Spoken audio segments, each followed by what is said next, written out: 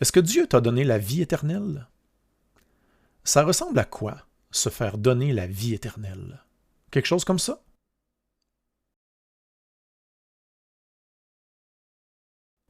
L'image est correcte parce que ceux qui ont la vie éternelle, Dieu leur a donné son esprit. Mais l'image est incomplète et imprécise. Si tu as l'esprit, alors Dieu ne t'a pas donné la vie éternelle.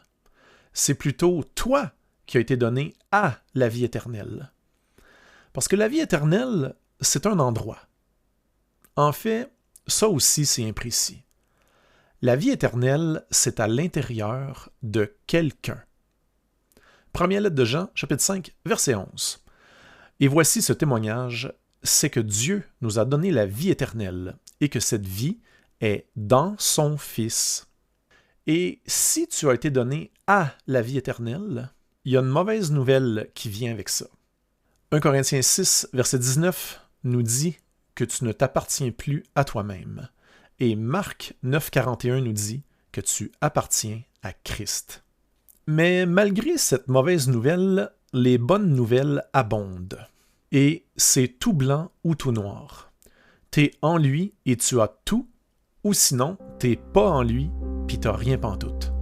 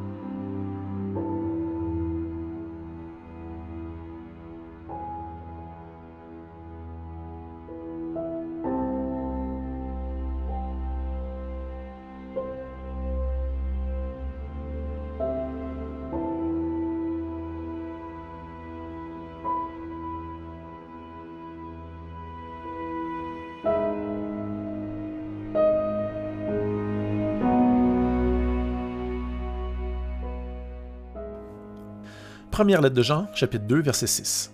Celui qui dit qu'il demeure en Christ doit aussi marcher comme Christ a marché lui-même. Reformulons.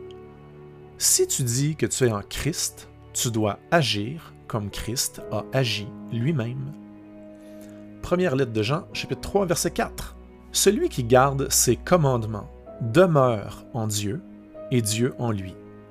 Et nous connaissons qu'il demeure en nous par l'Esprit qu'il nous a donné. Autrement dit, si tu es en Dieu, tu vas le savoir parce que tu as son esprit. Si tu ne sais pas si tu as l'esprit, alors tu ne sais pas si tu es en Dieu. Si tu n'as pas l'esprit, tu n'es pas en Dieu. C'est important quand même de le savoir. Et on se laisse sur une fiche résumée. Ciao!